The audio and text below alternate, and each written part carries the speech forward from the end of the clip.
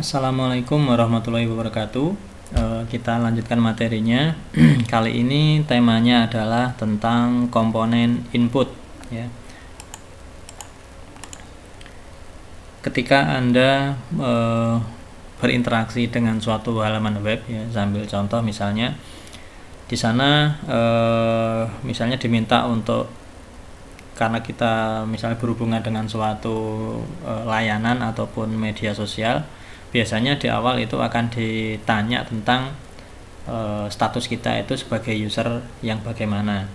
Otomatis di sana kita harus memberikan suatu konfirmasi, ya, berupa mungkin nama dan passwordnya apa.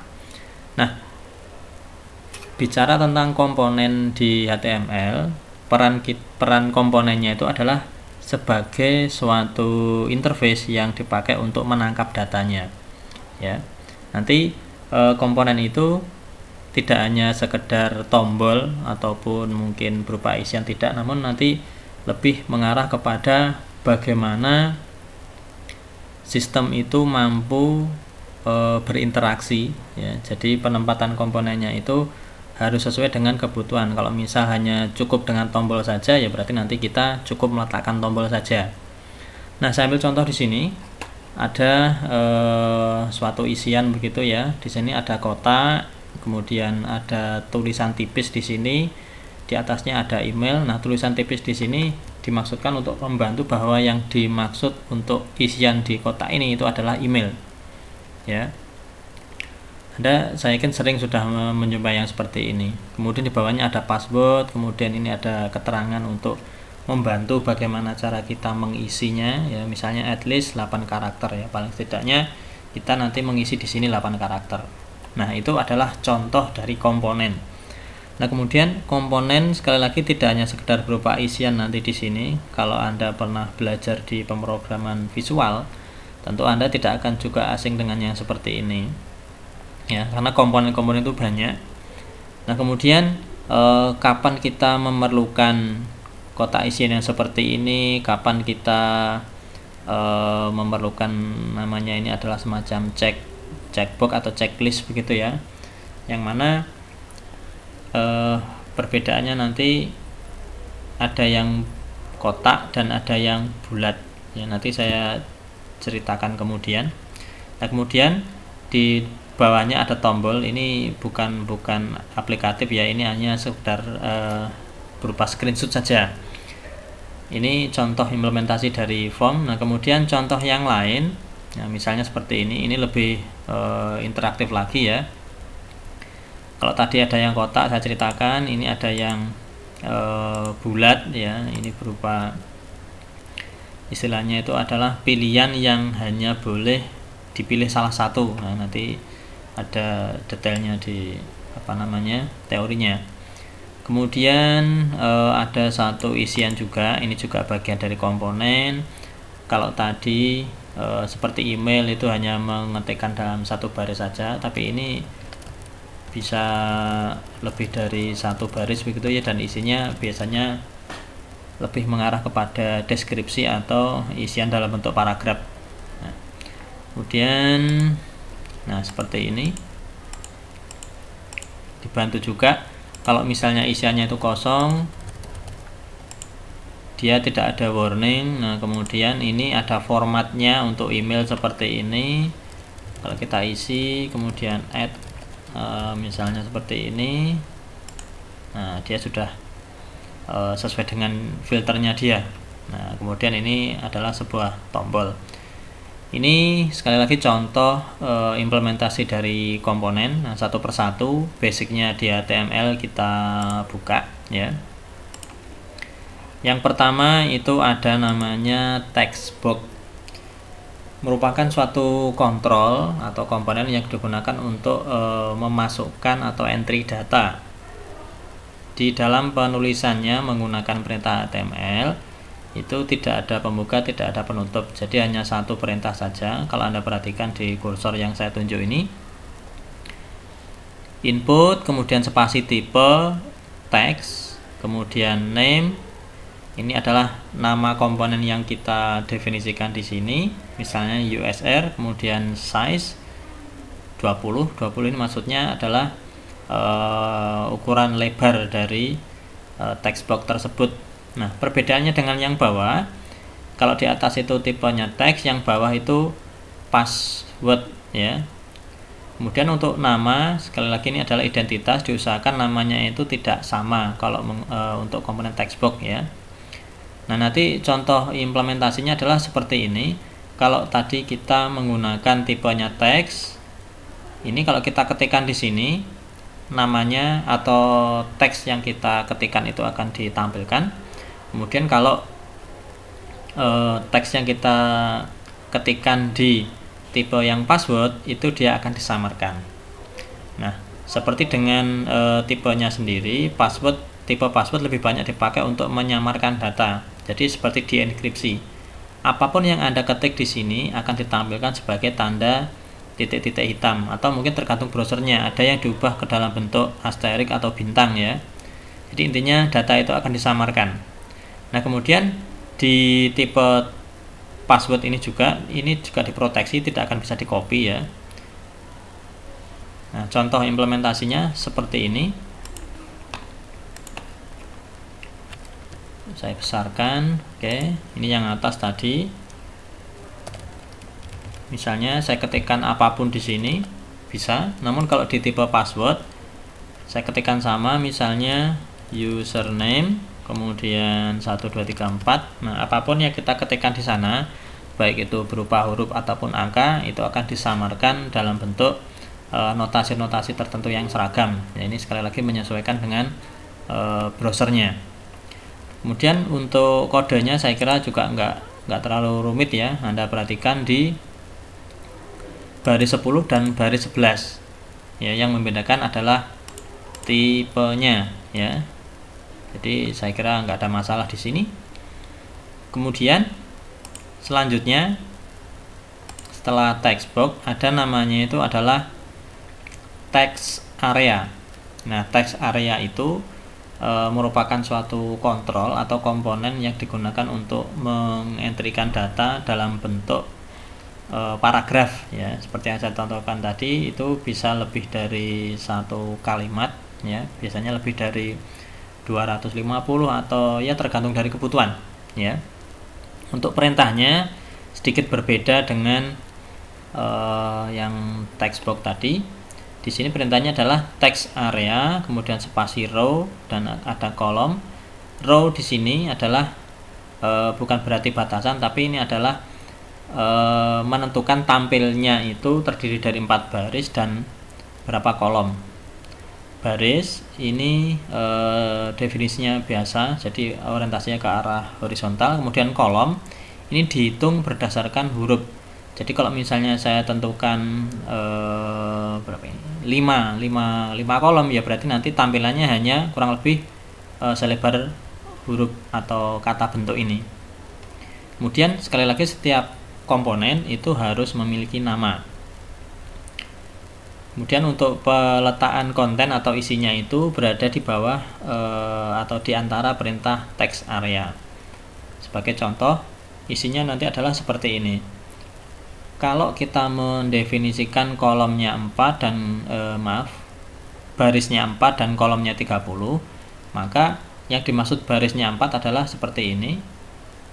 Jadi ini hanya tampilnya, namun untuk isinya itu nanti bisa tak terbatas sesuai dengan tipe teks ya. Kemudian kalau ada di pojoknya ada seperti ini fleksibel, bisa kita nanti atur ya. Contoh implementasinya adalah seperti ini. Nah, ini bisa kita atur ya. Oke. Nah, di format tampilan awal sendiri seperti yang saya sampaikan tadi, bahwa ini Anda fokus di baris ke-17, kolomnya 4, barisnya 4, kolomnya 30 ya. Jadi kalau ditampilkan ini tampilan awal, barisnya ada 4, ini Anda bisa. Nah, kemudian ini sejumlah 30, Anda bisa ngitung ya. Kalau saya hitung di sini nanti waktunya terlalu banyak. Oke. Nah, saya kembali lagi ke sini. Apapun yang Anda tulis di antara perintah teks ini akan menjadi tampil awal. Kalau misalnya teks yang diantara perintah teks area itu kosong atau kontennya kosong seperti ini, jadi baris 17-18 ini hanya berisi perintah saja tanpa konten, maka yang terjadi adalah secara defaultnya juga kosong, ya. Jadi kalaupun ini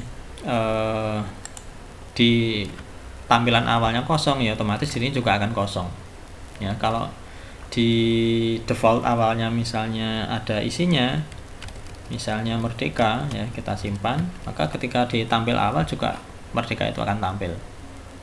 Apakah merdeka bisa ditambah? Bisa, ya. Anda letakkan saja di sini, ya. Ditambahkan juga bisa, diubah pun juga bisa. Ini Anda bisa atur, ya. Ini hanya sebagai pengaturan tampilnya. Kalau Anda memberikan tampilan yang kecil, ya, ada persempit begini, maka isinya tidak akan hilang, namun akan dikecilkan, ya, tidak hilang begitu maksud saya. Nah, semuanya akan digulung dengan bantuan scroll di sini. Begitu ya untuk text area. Untuk selanjutnya ada namanya itu checkbox. Nah, checkbox digunakan untuk memberi beberapa pilihan kepada user, ya, pilihannya banyak, namun user dapat memilih lebih dari satu. Nah, sebagai cirinya bentuknya nanti kotak. Oke, Anda perhatikan contoh penulisannya seperti ini. Di sini nanti terdapat 3 checkbox, input, tipenya. Checkbox kalau Anda perhatikan semua perintah itu di awal input, kemudian tergantung tipenya, ya. Nah, untuk checkbox sendiri juga tidak pakai pembuka atau penutup, tapi hanya satu saja. Terus Anda perhatikan di sini name, sekali lagi untuk nama komponen, karena ini bisa lebih dari satu untuk dipilih, maka nama komponennya harus kita beri berbeda. Aturannya demikian. Value ini nanti ketika komponen ini diproses, value ini yang akan diambil. Jadi ini bisa dikatakan nanti akan menjadi suatu variabel ketika di submit begitu. Nama variabelnya cb1, isinya A. Nah, kemudian status ada check di sini. Berarti tampil pertama kotak isian A ini akan tercentang. Yang B Anda perhatikan tidak ada perintah check, dan C juga tidak ada, maka ketika tampil pertama yang B dan C itu tidak akan dicentang, ya. Nah, contohnya nanti seperti ini, ya. Jadi ini ketika pertama kali mungkin ditayangkan akan tercentang seperti ini. Kemudian untuk kedepannya Anda juga bisa memberikan centang di semuanya atau beberapa saja, ya. Hal seperti ini memberikan beberapa pilihan dan user atau yang menggunakan komponen itu bisa memilih lebih dari satu. Nah, kemudian untuk implementasinya, nah seperti ini. Nah, ini pertama kali kita jalankan, maka yang opsi pertama ini yang tercentang, kemudian yang lainnya tidak. Nah, seterusnya atau selanjutnya kita bisa mengubah, dimana ini user bisa memilih lebih dari satu atau bahkan tidak memilih sama sekali, gitu ya. Untuk kode programnya fokus saja di baris, nah, saya berikan jeda mulai 23 sampai 25, ya, dimana ini tadi pertama kali ditampilkan ini yang dicek. Selanjutnya ada namanya itu radio. Nah, radio di sini sifatnya sedikit berbeda dengan checkbox. Kalau radio itu pilihannya sama-sama banyak, tapi hanya bisa dipilih salah satu saja. Untuk perintahnya, kodenya seperti ini, input, tipenya radio, kemudian name R1, value-nya A, kemudian kalau ada check ini sama, berarti pertama kali tampil ini yang akan tercentang atau yang terpilih. Nah, ini untuk nama, karena radio itu yang dipilih hanya satu, maka name-nya harus sama. Maksudnya bagaimana? Kalau name-nya ini sama, ya otomatis nanti nggak ada masalah kalau ini mana yang terpilih, ya karena apa? Namanya kan sama. Berbeda dengan kalau seperti ini, karena opsinya misalnya namanya dibuat sama, sementara ini terpilih semua. Kalau namanya sama, otomatis yang dipakai akan yang dicentang yang terakhir yang diproses. Nah, ini kita harus tahu sebagai programmer kapan kita menggunakan komponen itu checkbox ataukah radio.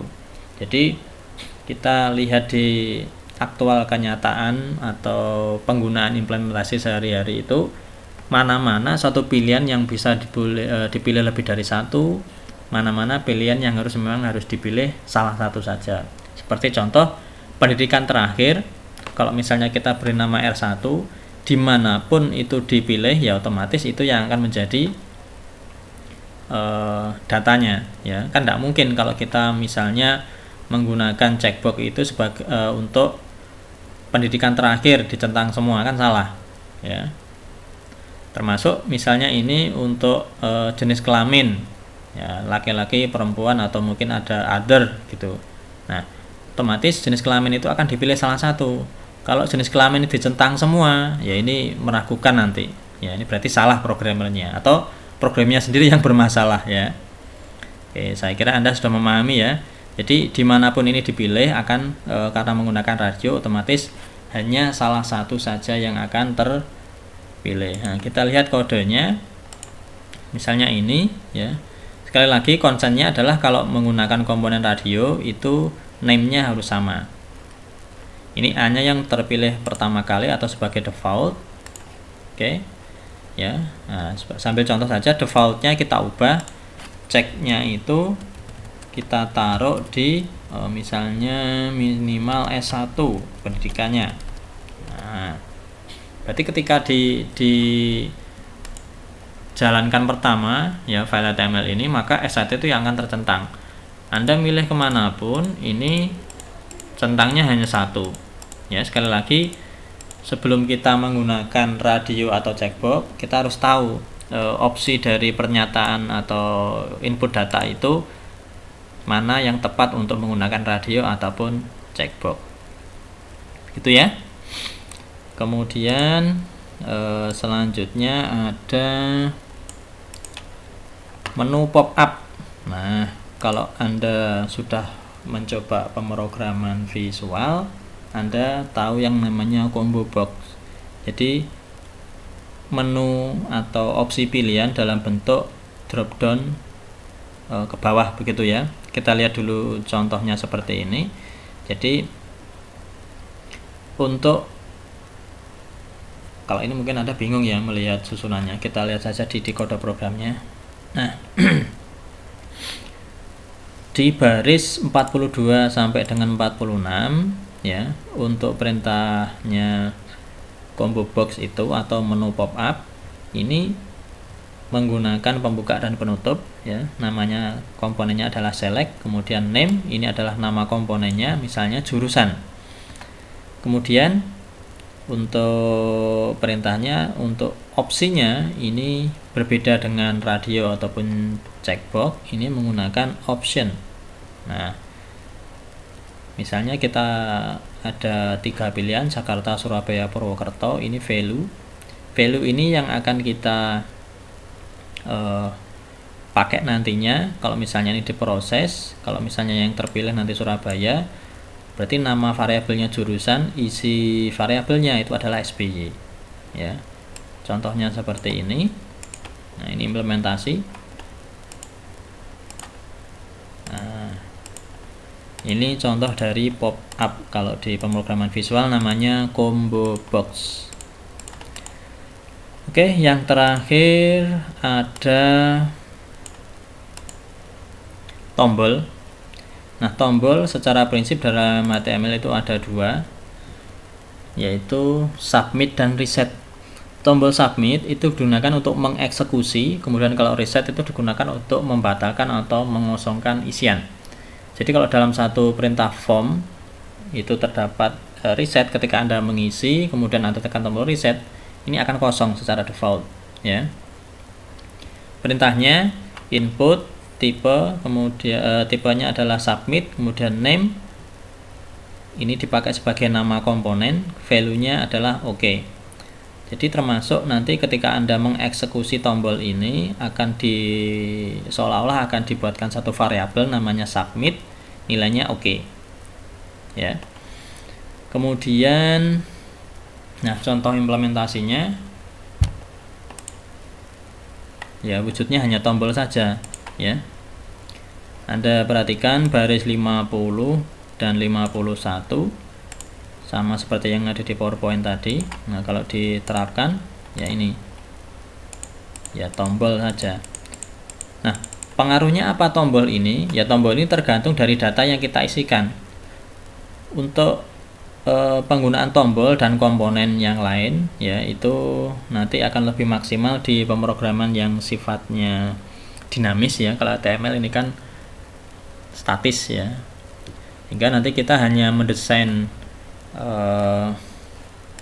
seperti ini, bagaimana supaya tampil warnanya menarik. Ada bantuan, kalau Anda lihat di sini ada warna atau highlight-nya. Kemudian kalau saya geser ke sini di kotak ini juga ada highlight-nya.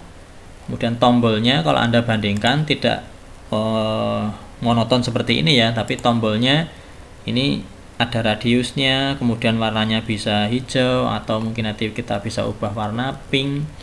Kemudian fontnya kalau kita lihat tidak kaku seperti ini ya. Nah, nanti setelah ini kita masuk ke CSS. Jadi untuk implementasi semua komponen itu nanti kita gabungkan saja di pemrograman web 2, karena itu nanti akan melibatkan unsur-unsur pemrograman dinamis. Oke. Saya kira itu nanti Anda bisa coba untuk masing-masing komponen ini.